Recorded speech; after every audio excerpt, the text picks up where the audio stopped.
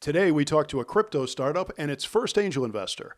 Investor-founder relationships aren't always so smooth, of course, but both sides say this partnership is really working.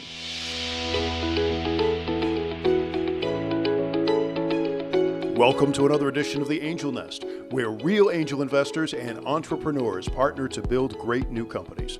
I'm David Hemingway. I'm a 5-time founder and now an active angel investor, and my mission here is to help great companies find the investors that will help them succeed. We don't make or recommend investments at The Angel Nest, and this program is for informational purposes only. Andrew Elliot is the co-founder of RoundlyX, which gives small savers access to cryptocurrencies by letting them round up their purchases. RoundlyX is growing their user base and rounding up about $12,000 a day. And Drew ascribes much of the company's success to a unique partnership with angel investor Steve Walsh. He's so involved with most of his companies, he's known as the hands-on angel. Steve came to angel investing after 20 years in operations at Comcast, which honed his skills in marketing as well as sales and the ability to scale businesses. Those are issues that startups often need help with, of course. So Steve started consulting as well as investing in startups. Steve and Andrew, welcome to the Angel Nest, and thanks for joining us. Thanks for having us, David. Thanks, David. Andrew, tell us about RoundlyX and what kind of traction you're getting. RoundlyX, very simply, helps its users round up their spare change into their favorite digital assets at their favorite exchanges when making everyday purchases. So over 70 crypto assets right now. We can apply this roundup engine to all kinds of other platforms that our users care about. There's a lot of overlap into gaming, etc. So we can plug up to those platforms too and enable our kind of roundups as a service tool set. So on the business side, we're kind of like roundups as a service SaaS type product that connects to partners. On the consumer side, with this fun roundup app, we aggregate across multiple platforms so you can see all of your holdings in one easy, convenient place. In one dashboard, the RoundlyX dashboard, and then you can interact with those accounts too via tools like roundups. And what do your metrics look like? Yeah, so we're at 22,000 user accounts. We're doing about $12,000 a day in spare change. So pushing a lot of spare change right now. And our app is live in the Apple App Store. Steve, what attracted you to RoundlyX? What I love about what they're doing and how it's resonated with me is that not everybody understands crypto, and it's a sea, right, of who buys Solana versus ETH versus Bitcoin, and it's hard. But most people understand dollar cost averaging investing. So in a Roundly case, my 21-year-old son is a Roundly customer because he understands dollar cost averaging, is interested in crypto. And my 81-year-old mother is a Roundly customer, and because she understands dollar cost averaging. And she called me and said, I don't understand Bitcoin, but this Roundly thing sounds pretty cool. Can you help me? And we set up her first ever ACH and we set up her first ever app. And now she's a RoundlyX customer. So I think it resonates across the spectrum of all investors who might say, I want to get into crypto, I just don't know how. And these guys make it a really easy on-ramp to do that. Drew, by training, you're a traditional investment advisor. So I'm curious what got you interested in crypto? I spent maybe the first half of my career naysaying digital assets. So I wasn't an early believer. I'm not someone who was fortunate enough to buy Bitcoin under $100 or something like that. I was an investment advisor. It was kind of hard to get accounts going out of the Great Recession. So I ended up at business school, which led me to startups. And all along the way, I was interested in this kind of emerging digital asset class. And I think the light bulb really went off for me in early 2017, where for the first time, it really felt like this was an asset class. It was not Bitcoin and then everything trying to be Bitcoin, but it was in fact had sectors, different use cases for different blockchains. And because of that, there would have to be whole ecosystems of helping you allocate your assets within this particular emergent asset class. And so my co-founder and I dove right into it. We started discovering gaps. We said, there's some gaps in this new asset class that are really, have already kind of been filled in the traditional stock, equities, bonds markets with platforms similar to this. So we looked at those platforms and we applied that. And then we said, okay, what's unique about digital assets? Where's it going to go? And then we positioned for that, kind of open roadmap. Steve, a lot of investors promise founders added value in terms of business contacts or advice, but you still found that to be a differentiator for you. In fact, You are now known as the hands-on angel. Tell us how that happened. I will not take the credit for coming up with the name, although it's now it has stuck. So I started doing this about 4 years ago, and under one premise. It was just, I knew I had a few things to bring to the table for early stage companies. I had capital, which was nice, but I also had this gigantic network. I'm a gray-haired dude. I know a lot of people. I've developed a career, and I had this unbelievable network of helpful people that I knew could bring value to founders in different ways. And I knew how to scale companies. And I get into this just saying, let me see if I could just be super helpful. And I didn't want to be what I like to call dumb money, which is someone that just writes a check, hands it to a founder, then calls them every quarter and goes, hey, how's my money going? Like, to me, that was just a waste of time and money for me and for the founder. And I also thought that if I'm going to give a founder money, I've got a fiduciary responsibility to the founder and to myself to help them be as wildly successful as possible.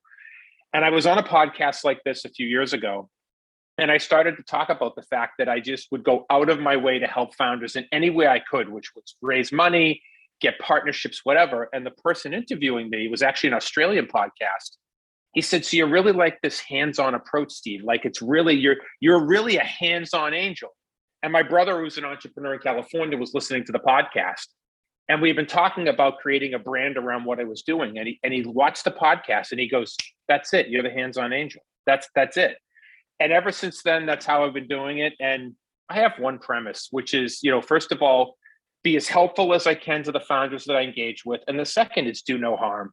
Everything I do should be additive. It should help them go faster, raise more money, get more customers. Just try to do no harm. And just remember that it's a privilege to work with these founders because ultimately it's their vision and their company. And when you come at it from that perspective, I just find good things happen if you work with good people. So, Drew, how did you and Steve originally get acquainted? Was your first project to fundraise? So I would say the raise was actually not the first thing Steve helped us with. Steve's from Boston, so he's very direct. So the first thing he helped us with was some product feedback. Something was messed up. I forgot what it was. So he, pointed that out, and we pushed it along to Will to create the fix. But then the second thing he actually helped us with was not the raise either. It was introducing us to potential partners, just folks he knew, friendly introduction. And that meeting, I won't say who they were, but that meeting about just a roundup integration turned into a raise conversation. And that's what really got us spinning up on the raise. So we were 3 moves in, and before Steve even brought up the idea of helping with the raise, which he did. And it was amazingly successful. So Steve was bringing value from the moment we met. And Steve, the most important question for every investor, what do you look for in a startup? How do you decide when to invest and get involved? So I think, at this stage, David, that you and I play at pre-seed, seed stage, for me, it starts and ends with people. It's people, then people, then people. Because I can't tell you who's going to be the next Facebook. I can't tell you who's going to be the next Uber. And I don't think any of us can. But when I see a founder that's going to win, or I see a founding team that's going to win, I bet on people. And in Drew's case and Will, I meet Drew, as he said, coming out of the accelerator, and I was asking him about the origin around the X. And Drew and his partner, Will, they're not kids. Everyone's a kid to me, but they're not kids. They're in the mid-30s. Will's married. He's got a couple kids. Drew's getting married. So I'm like, okay, you guys have been doing this for a few years. You're not 20 years old. How the hell did you fund the company? And Drew's like, oh, I sold my house to fund the company. Bought a bunch of Bitcoin. I'm like, what? He's like, I sold my house to fund the company for the first 2 years. And I'm like, I'm in. He's like, I haven't finished my presentation. I'm like, I don't care what the presentation says. I don't care what the valuation says. I'm in. And I'm paraphrasing it, but that's really what it takes, David. It takes someone like Drew and his partner, Will, that just say, we have no plan B. This is the path. This is our future. And we're going to bet everything on making it successful. And we're willing to run through walls, because being a founder on a good day is hard. And I really look for those people that can get knocked down and pick back up and keep going, because that's what it takes when you're trying to build a company. And just, you have almost like blinders on. You don't care what's going on in the market. You don't care what's going on in the macro world. The funny thing is, Drew and I joke about it all the time. If you ever want to find out the absolute worst time to raise money, talk to Drew, because he raised his first round with me at the start of the pandemic. And he just raised his seed round with me a month and a half ago when the markets crashed. So Drew just said, I am the perfect epitome of when not to raise money because markets go south.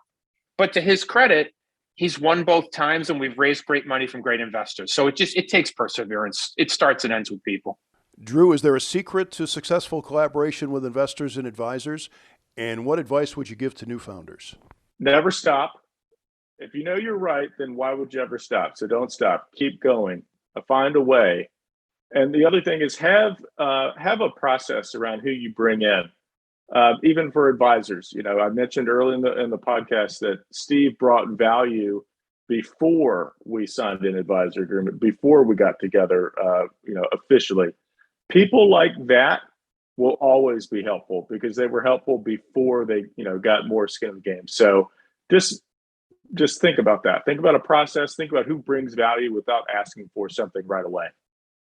I think for me, David, it's I look for founders that are coachable and that understand their weaknesses and understand they don't know everything about everything, because that's how you build a great company. When you're willing to give up maybe the control and surround yourself with people that can help you in different areas that aren't your strength and have people that are diversity of thought. And I think Drew is a great example of that. And that's really what I would advise early stage founders is don't be so rigid, because what you think is going to be your strategy today and your product today will change over time. And you have to be willing to pivot and to change over time. And that's probably a quality I would say you need to adapt early on as a founder. Congratulations, gentlemen. It seems like you found a way to be successful and have fun along the way. So thanks for making time to join us today. You can learn more and find contact information for Steve Walsh and Drew Elliot at our website, theangelnest.com. And now for the disclaimer that we don't make or recommend investments at the Angel Nest, and this program is for informational purposes only. We do not verify and cannot be held responsible for claims made by our guests or sponsors. You should always do your own homework before investing in any business, especially in private ventures. I'm David Hemingway. We produce the Angel Nest with help from David Newhoff. Thanks for listening, and here's hoping my fellow angels and the founders they support find their next great venture. So long until next time.